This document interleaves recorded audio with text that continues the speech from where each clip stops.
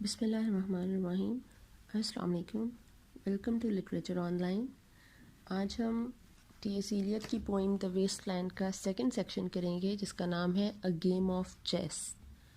तो सबसे पहले जहाँ टाइटल की बात है, टाइटल इसने बोरो किया है, बोरो तो नहीं किया लेकिन इसने वो गेम ऑफ चेस जो है टाइटल वो यूज़ की है, ये डिवाइस जो इससे पहले मिडल्टन यूज़ कर चुका है अपने एक प्ले में। मिडल्टन की प्ले का नाम था विमेन बीवेयर विमेन। उस प्ले में मिडल्टन ने ये डिवाइस यूज़ की थी कि एक यंग वाइफ होती है, बियांका उसका नाम है, वो अपनी मदर इन लॉ के साथ एक क्लब में जिस तरह पार्टी में आई हुई है और गेम ऑफ चेस चल रही है। वहाँ पे एक ड्यूक है जो उसको सिड्यूस करने की कोशिश कर रहा है बियांका को, ठीक है।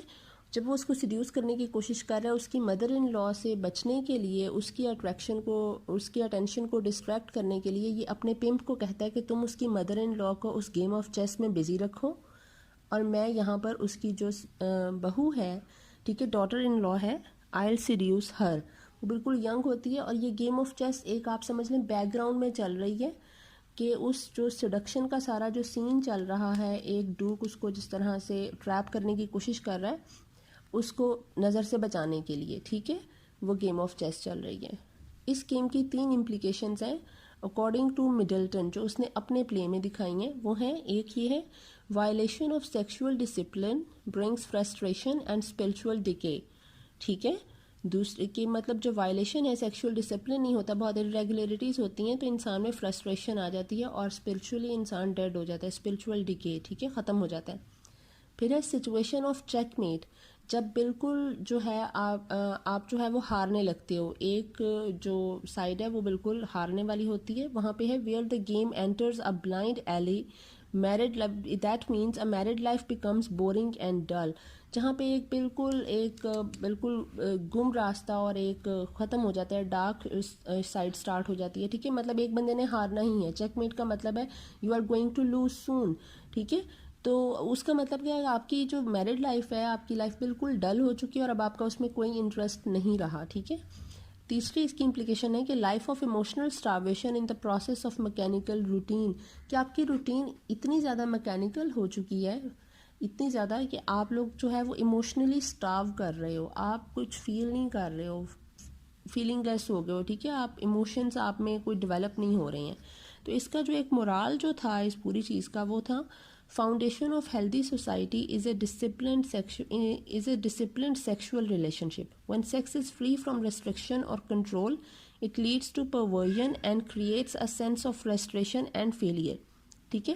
एक हेल्दी सोसाइटी उसी से जन्म लेती है जब आप में जो है वो सेक्स परवर्जन्स ना हो, आपके जो सेक्सुअल रिलेशनशिप्स हैं वो डिसिप्लिन में हो, ठीक है, एक रेगुलरिटी हो, उसमें लीगल हो हर चीज़ और एक तरीके से लेके चल रही हो, ना कि वो भी आपकी एक रूटीन का हिस्सा बन जाए सेक्स।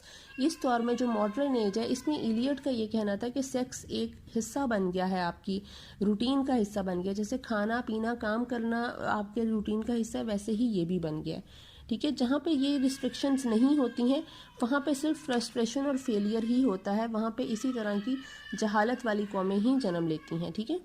अब इसका जब हम टेक्स्ट स्टार्ट करते हैं, बात हो रही है, वो कह रहा है the chair she sat in like a burnished throne glowed on the marble, कि जिस चेयर पे वो बैठी थी, अब बात हो रही है यहाँ पे लेडी ऑफ सिचुएशंस बेलाडोना की, ठीक है, कि बेलाडोना बैठी हुई है यहाँ पे। वो चेयर शी सैट इन, जिस चेयर पे वो बैठी है वो एक पॉलिश्ड तख्त की तरह, बर्निश्ड पॉलिश्ड को कहेंगे, पॉलिश्ड थ्रोन कहते हैं तख्त को, उसकी तरह ग्लोड ऑन द मार्बल, वो ऐसा एक मतलब वो जो चेयर है वो इतनी ज़्यादा आलीशान है कि वो इस वक्त वो जिस मार्बल पे रखी हुई है ना, उस मार्बल पे ग्लोड का मतलब है कि उसका रिफ्लेक्शन आ रहा है उस चेयर पे, उस मार्बल पे इस चेयर का रिफ्लेक्शन आ रहा है, वो इस मतलब वो चमक रही है, ठीक है, वो किसी तख्त की तरह। ये चेयर इसने जिक्र किया है शेक्सपियर के प्ले एंटनी एंड क्लियोपेट्रा के प्ले में, क्लियोपेट्रा की चेयर इसी तरह की थी, इसने रेफरेंस शेक्सपियर के प्ले से लिया ये वाला, ठीक है। वो कह रहा है where the glass held up by standard wrought with fruited vines, वो कह रहा है कि जिसमें जो ग्लास है ना, जिसमें वो अपना मिरर, जिस तरह ग्लास इधर मिरर को कहा हुआ है कि जिसमें वो अपने आप को देखती होगी, held up bye standards, standard कहते हैं पिलर्स को, ठीक है, मतलब वो वॉल पे अटैच नहीं था ग्लास, बल्कि वो पिलर्स के थ्रू खड़ा था, जिस तरह वो लकड़ी के पिलर्स टाइप से होते हैं वो वाले। Held up bye standards rod, rod कहते हैं कि वो कार्व किया गया है, वो जो पिलर्स थे उन पे कार्व किया गया था थ्रू पेंटिंग और किसी भी तरीके से, ठीक है। विथ फ्रूटेड वाइन्स, मतलब उस पर जो है वो ग्रेप्स बने हुए हैं, वाइन्स का मतलब है ग्रेप्स, उसमें फल बने हुए हैं, कार्व किए गए हैं उसके पिलर्स में, जिस वो वहाँ पे जो ग्लास है, मिरर है। From which a golden Cupidon peeped out, वो कह रहा है कि उनमें से ना, मतलब ये जो तस्वीरें बनी हुई हैं, ग्रेप्स बने हुए हैं एंड ऑल दैट उस पिलर्स पे, उसी में एक क्यूपिडॉन भी उन्हीं वो ग्रेप्स के पीछे से, उनकी बेलों के पीछे से झांक रहा है, ठीक है। पीप्ड आउट, झांक रहा है। अच्छा, क्यूपिडॉन कौन था? अब क्यूपिड वैसे आपने अगर इंग्लिश मूवीज़ देखी हों तो या फिर हाँ, इंग्लिश मूवीज़ में अक्सर जगह पे होता है। इसकी जैसे सीलिंग वगैरह पे होता है या फिर किसी पेंटिंग में होता है, एक छोटा सा नेकेड बच्चा होता है, उसके हाथ में एक एरो एंड बो होती है, ठीक है। तीर कमान पकड़ा होता है छोटे से बच्चे के हाथ में, बिल्कुल क्यूट सा बच्चा एक बनाया हुआ होता है, वो क्यूपिड है। और क्यूपिड कौन था? क्यूपिड था son of goddess of love and God of war, मतलब इसकी जो मदर थी that was she was a goddess of love, और इसके father was a goddess of God of war, ठीक है। और ये जो क्यूपिड है ये सिंबलाइज करता है इरोटिक लव को और डिज़ायर को। मतलब इस बंदी का जो रूम है, अब आप इसमें देख लें, एक तो इसकी चेयर बहुत ज़्यादा जो है वो चमक धमक वाली है, दूसरा वहाँ पे अब ये क्यूपिडॉन की तस्वीर का मतलब है कि ये बंदी लस्टफुल बंदी है, ठीक है। ये फुली तौर पे जो है वो सिंफुल है। वो कह रही है कि from which a Cupidon golden Cupidon peeped out, अब उसमें से गोल्डन कलर का क्यूपिडॉन झांक रहा है। Another hid his eyes behind his wing, उस क्यूपिडॉन के जो पर है ना, उनके पीछे एक और क्यूपिडॉन छुपा हुआ है, ठीक है। Hid his eyes behind his wing and doubled the flames of 7 branched candelabra. अब ये कह रहा है कि ये जो फ्लेम है ना, 7 ब्रांच मतलब एक कैंडेलाब्रा, एक शैंडलियर होता है जिसकी 7 ब्रांचेज हैं और उसकी हर ब्रांच पे एक एक कैंडल लगी हुई होती है बड़ी सी। इसका फ्लेम जब उस शीशे पे पड़ रहा है तो वो डबल हो रहा है। डबल द फ्लेम का मतलब है कि आपका जो शैंडलियर में से जो ये कैंडल्स का फ्लेम है वो शीशे में जब नज़र आ रहा है तो उसकी रिफ्लेक्शन होके ये दोनों जो हैं वो एक डबल फ्लेम शो कर रहे हैं, ठीक है। Reflecting light upon the table as the reflecting light upon the table, अब ये जो दोनों रिफ्लेक्शंस हैं, एक तो शैंडलियर का रिफ्लेक्शन और दूसरा जो उसका मिरर में नज़र आ रहा है, वो दोनों रिफ्लेक्शन अब दोनों इस टेबल पे पड़ रहे हैं, जिस टेबल पे क्या एक और चीज़ हो रही है, the glitter of her jewels rose to meet it, उसकी जो ज्वेलरी की जो रोशनी है ना, उसकी ज्वेलरी की जो रोशनी है वो भी उस टेबल पर पड़ रही है उनके साथ। एक तो कैंडल की रोशनी आ गई और दूसरा उसकी ज्वेलरी की आ गई। From satin cases poured in rich profusion, ये जो उसकी ज्वेलरी है ये सैटिन केसेस में पड़ी हुई है, जो कि पोर्ड इन रिच प्रोफ्यूजन, मतलब ये बहुत ज़्यादा मकदार में, क्वांटिटी बहुत ज़्यादा है, काफ़ी ज़्यादा ज्वेलरी उन सैटिन केसेस में रखी हुई है जिसकी रोशनी उन टेबल्स पे जा रही है। अब आगे वो बात कह रहा है, in vials of ivory and coloured glass unstoppered, vials कहते हैं जो बॉटल्स होती हैं, of ivory and coloured glass,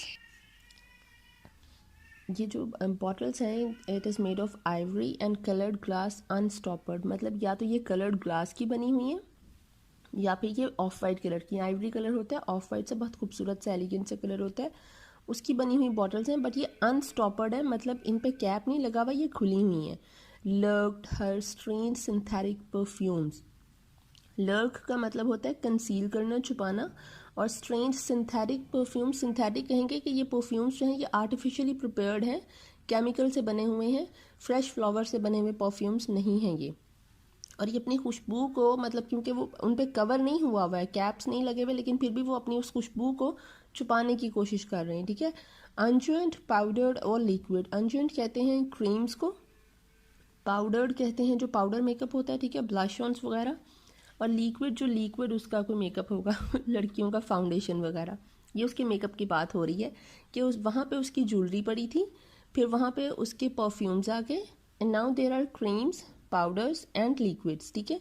अब वो ये सारा उसका मेकअप दिखा रहा है, ये हर चीज़ शो कर रही है कि ये बंदी सही बंदी नहीं है, ठीक है। अब आगे वो कह रहा है, troubled confused and ड्राउन्ड the sense in others, जो ये खुशबुएं हैं ना, इतनी ज़्यादा जो खुशबू हर चीज़ की आ रही है, ये आपकी सारी सेंसेस को बिल्कुल ख़त्म कर रही है, ठीक है। ट्रबल्ड और कंफ्यूज कर रही है, मतलब अनॉय कर रही है, उसे परेशानी की वजह बन रही है। मतलब ये ज़्यादा खुशबू भी इंसान को तंग कर देती है ना, हेडेक स्टार्ट हो जाता है, ये कुछ इसी किस्म का है। Stirred by the air that freshen from the window. Stir का मतलब है कि ये जो खुशबुएं हैं ये अब डिस्टर्ब हुई हैं bye the air that freshen from the window. वो जो विंडो से एक फ्रेश हवा आई है ना, ताज़ा हवा आई है, उससे ये खुशबुएं जो हैं ये डिस्टर्ब हो रही हैं। These ascended in fattening the prolonged candle flames. These का मतलब है कि ये जो खुशबू है परफ्यूम्स की और जो ताज़ा हवा बाहर से आई है, ये दोनों मिलकर असेंड की हैं, ऊपर को गई हैं। In fattening the prolonged candle flames, जो ऊपर जो शैंडलियर लगा हुआ है, वो जो 7 ब्रांच कैंडलाब्रा है, उसके फ्लेम्स को इन्होंने और भी ज़्यादा फैटन कर दिया है, मतलब और ज़्यादा बड़ा कर दिया है। फ्लंक देयर स्मोक इनटू द लिक्वेरिया। फ्लंक का मतलब होता है उछालना या थ्रो करना, ठीक है। उन्होंने अपना जो स्मोक है ना, अब ये जो स्मोक जो कैंडल्स का स्मोक था, जब ये हवा ऊपर गई है और खुशबुएं, उन्होंने अपना स्मोक ऊपर को, जो लिक्वेरिया का मतलब जो तो पैनल्स होते हैं कॉफर्ड सीलिंग के। कॉफर्ड सीलिंग होती है जो बॉक्सेस वाली सीलिंग होती है ना, उसके जो पैनल्स बने हुए होते हैं, ये स्मोक जो है ये उन पैनल्स तक पहुंच गया है। Stirring the pattern on the coffered ceiling, और ये जो हर बॉक्स में एक नई पेंटिंग बनी हुई है ना, तो उन पेंटिंग्स को, जो सीलिंग पे पेंटिंग्स बनी हुई होती हैं, ठीक है, उन पेंटिंग्स को अब ये जो है ये स्टर कर रहा है। उसका पैटर्न जो है वो ऐसे लग रहा है जैसे वो पैटर्न मूव कर रहा है। अब वो आगे बात कर रहा है फायर प्लेस की बात कर रहा है। अब ये सीलिंग की बात खत्म होगी, अब वो कह रहा है huge sea wood fed with copper burned green and orange. वो कह रहा है ये जो फायर प्लेस है ना उसके कमरे की, वो जहाँ पे अभी वो बैठी है, वहाँ पे बड़े बड़े सी वुड के लॉग्स हैं, लॉग्स कहते हैं लकड़ी के टुकड़े को, वो सी वुड के लॉग्स वहाँ पड़े हुए, फेड विद कॉपर, और उसमें कॉपर के टुकड़े भी रखे गए हैं। आग जलाने के लिए लकड़ी और कॉपर को इकट्ठा रखा गया उस फायर प्लेस में, और इसी वजह से उसका जो कलर है वो ग्रीन एंड ऑरेंज है। कॉपर का और लकड़ी का कलर जब जल के वो ग्रीन और ऑरेंज पैदा करे। Framed by the coloured stone, ये जो फायर प्लेस है इसको फ्रेम किया गया है कलर्ड स्टोन से, मतलब मार्बल से, ठीक है। इन विच सैट लाइट अ कार्व्ड डॉल्फिन स्वैम। वो कह रहा है इसकी ये जो अफसुर्दा सी लाइट है ना, ये जो आग जल रही है, फ्लेम्स चल रहे हैं इस कॉपर और वुड में से, ये कार्व करें, ऐसे लग रहा है जैसे इसके फ्लेम्स में एक डॉल्फिन जो है वो तैरती फिर रही है, ठीक है। Above the antique mental was displayed.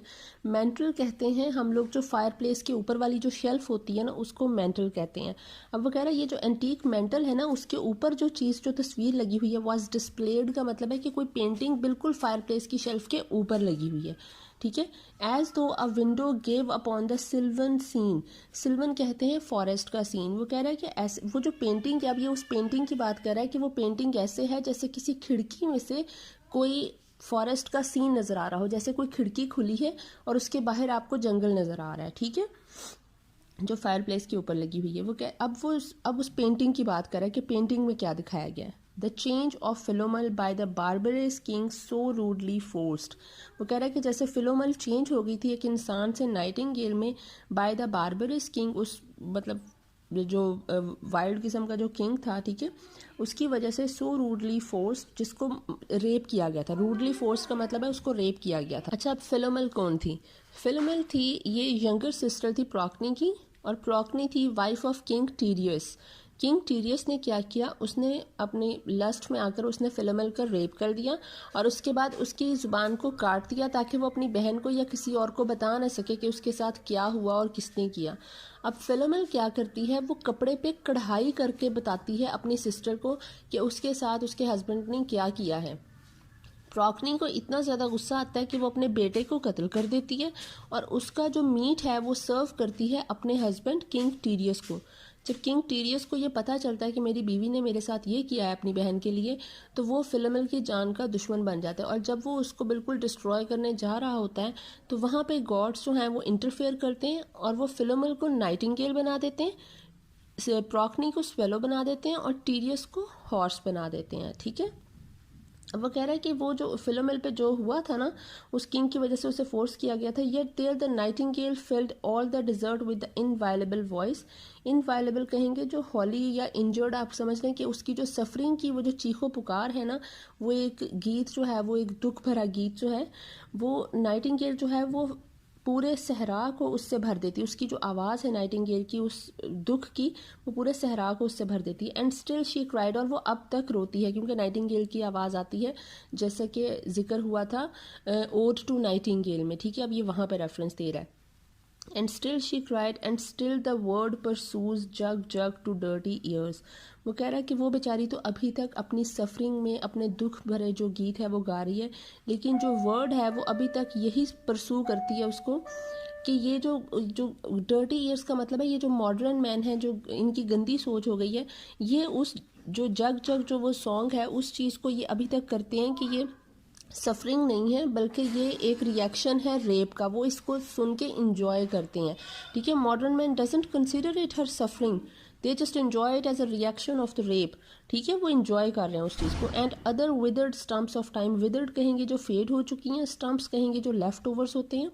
वो कह रहा है और वक्त की कुछ पुरानी यादें, जैसे जो गुजरा हुआ वक्त है उसके कुछ लेफ्ट ओवर्स जो हैं वो टोल्ड अपॉन द वॉल्स, वो भी दीवारों पे काव किए गए हैं पेंटिंग की सूरत में या फिर किसी और तरह से, ठीक है। Staring forms leaned out, leaning, hushing the room enclosed. और ये जितनी भी सारी जो तस्वीरें हैं, जो फिगर्स काव की गई हैं इस रूम में, सीलिंग पे एंड वॉल्स पे, पेंटिंग्स में, वो स्टेयर कर रही हैं, वो देख रही हैं। वो मतलब जिस तरह आप लटकी हुई देख रही होती हैं, जैसे आपकी सीलिंग से भी कुछ देख रहा है, आपकी वॉल से भी कुछ देख रहा है, ठीक है।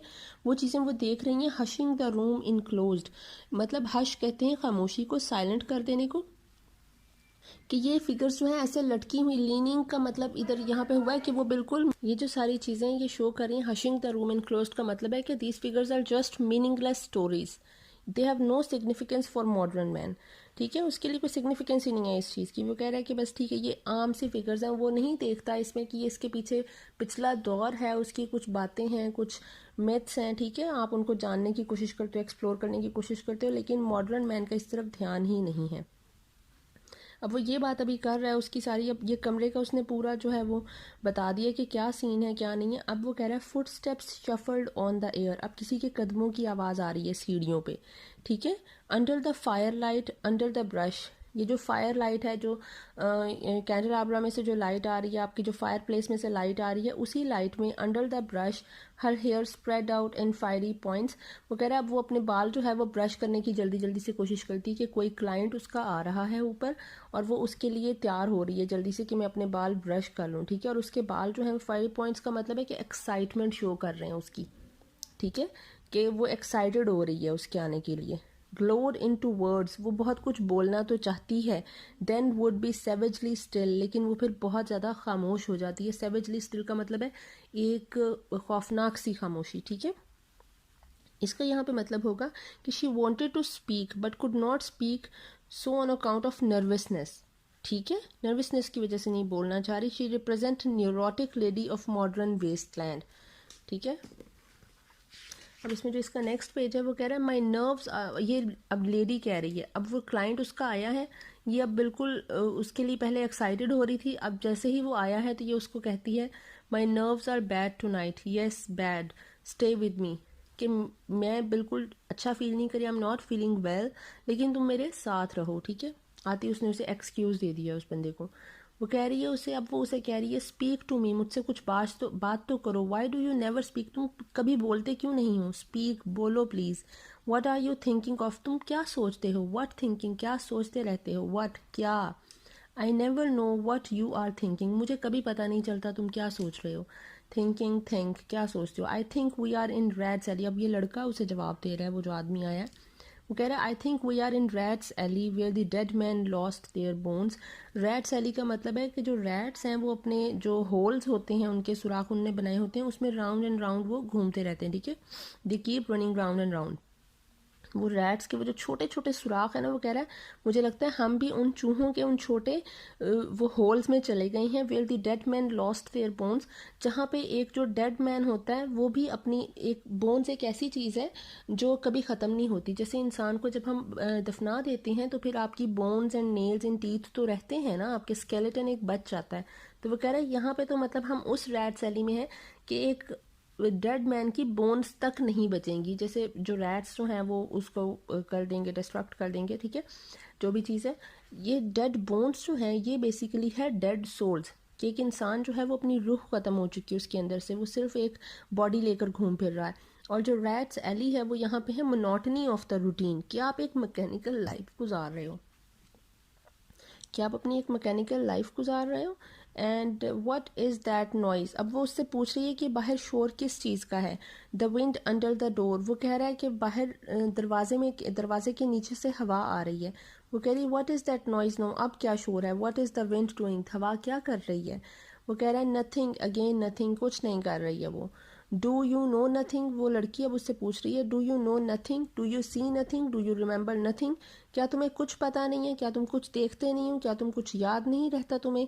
वो अब कह रहा है आई रिमेंबर, अब ये लड़का उसे जवाब दे रहा है I remember those are pearls that were his eyes, that were his eyes. ये अब शेक्सपियर के वही दी टेम्पेस्ट की बात कह रहा है कि मुझे याद है, मुझे शेक्सपियर की लाइन याद है। बेसिकली वो कहता है कि वो जो आंखें हैं उसकी वो बेसिकली पर्ल थी, कि जो लोग ड्राउंड हो चुके थे, जो बह गए थे उस समंदर में, मर गए थे, वो उनकी आंखें जो हैं वो पर्ल्स बन गई थी। ठीक है, it is the rebirth or beauty of something out of the dead.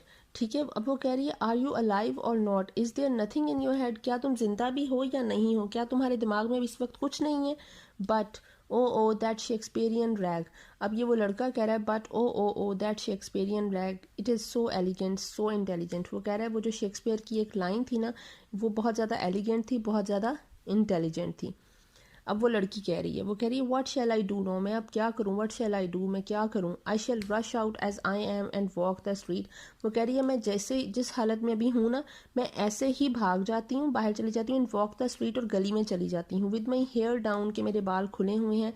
So what shall we do tomorrow, और मैं अब यहाँ क्या करूँगी। What shall we ever do, हम हमेशा क्या करेंगे। That the hot water at 10, क्या हम मतलब ये कि 10 बजे हमने जो है वो हॉट वाटर से बात लेना है। एंड इफ़ इट रेन्स, और अगर बारिश हो जाती है, अ क्लोज्ड कार एट 4, तो हम 4 बजे जो है वो एक बंद गाड़ी में किसी क्लब में पहुंचेंगे, पार्टी में पहुंचेंगे। And we shall play a game of chess, और वहाँ पे हम एक गेम ऑफ चेस खेलेंगे। Pressing lidless eyes and waiting for a knock upon the door, और हम जो है अपनी जो बेकार आंखें, मतलब हमारी आंखें जो हैं वो कुछ कर नहीं रही हैं। ठीक है, हम अपनी जो खुली आंखें हैं, प्रेसिंग आइडलेस आइज, कि हम अपनी जो आंखें हैं उसको बंद करने की कोशिश करेंगे, और एक नॉक का वेट कर रहे होंगे, जो हमें किसी क्लाइंट का जैसे वेट कर रहे होते हैं कि हमारे दरवाजे पे अभी कोई नॉक होगा। ठीक है, ये बेसिकली जो सारी चीज़ है ये आपके जो मेंटल वैक्यूम था, आपकी थॉटलेसनेस, आपकी उसकी जनरेशन की जो बोर्डम थी, एमलेस लाइफ थी, स्पिरिचुअल बैरननेस थी, ठीक है, मॉरल डीके था, और टायर्ड नर्व्स थी, मोनोटोनस रूटीन थी। ये सारा कुछ जो है, ये पूरा जो पैसेज है ये उसी चीज़ को रिप्रेजेंट कर रहा है कि उन लोगों की बहुत ही एमलेस किस्म की लाइफ थी, उनकी लाइफ में कुछ बचा नहीं था। ठीक है, अब लास्ट में हम आते हैं, अब ये एक नई ये बेलाडोना की कहानी अब ख़त्म हो गई, अब एक कहानी शुरू हुई है लिल एंड एल्बर्ट की। ठीक है, लिल वाइफ है, वो अपने हस्बैंड का वेट कर रही है। वो अब कह रहे हैं व्हेन लिल्स हस्बैंड को, अच्छा वहाँ पे जो बेलाडोना है वो एक लड़की है। ठीक है, यहाँ पे लिल से जो बंदी बात कर रही होगी ना, लिल से जो बंदी बात कर रही है वो बंदी टायरेसियस है। टायरेसियस क्योंकि 7 साल एक लड़की के रूप में रहा था और वो पहले एक आदमी था, तो वो जानता है कि आदमियों को क्या चाहिए होता है। वो एक अब इधर लड़की बन के अपनी इस फ्रेंड को समझाने की कोशिश कर रही है कि तुम्हारा हस्बैंड तुमसे क्या चाहता है और तुम्हें उसके लिए क्या करना चाहिए अगर तुम अपनी शादी बचाना चाहती हो।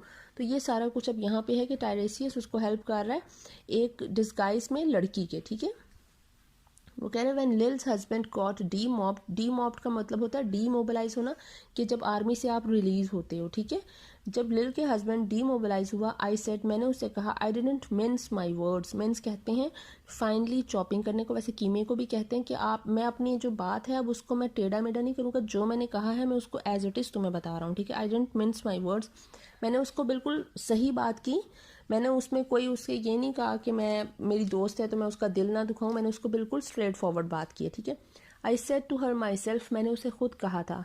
अब बीच में ये बारमेड बोले जा रही है, hurry up please it's time, ये किसी बार में बैठे हुए हैं, बार का टाइम अब बंद हो रहा है, वो 11 बज गए हैं, उसने क्लोज होना है, और वो बार बार जो बारमेड है वो कह रही है hurry up please it's time, लोगों को कह रही है कि अब तुम लोग अब चले जाओ। ठीक है, अब बीच में ये कहानी दूसरी आ रही है, वो कह रही है अब ये टायरेसियस लड़की बनकर उसे कह रहा है नाउ एल्बर्ट्स कमिंग बैक, अब जबकि एल्बर्ट वापस आ रहा है, make yourself a bit smart, अपने आप को कुछ स्मार्ट कर लो, he will want to know what you have done with that money he gave you, वो जानना चाहेगा कि वो जो तुम्हें पैसे भेजा करता था उसको तुमने क्या किया, to get yourself some teeth, कुछ अपने दांत अपना डेंचर ही लगवा लो, ठीक है, he did, I was there, वो कह रही है कि उसने तुम्हें कहा था कि तुम अपना जो टीथ का सेट है इसको चेंज करवा लो, डेंचर लगवा लो, मैं वहीं थी जब उसने तुम्हें कहा था, you have them all out Lil and get a nice set, उसने कहा था कि तुम अपने ये सारे जो टीथ हैं जो ख़राब हो चुके हैं इनको एक्सट्रैक्ट करवा लो, and get a nice set, set कहेंगे डेंचर्स को, कि एक नया डेंचर तुम लगवा लो, ही सेड आई स्वेयर, उसने कहा था मैं ये कसम खाती हूँ, I can't bear to look at you,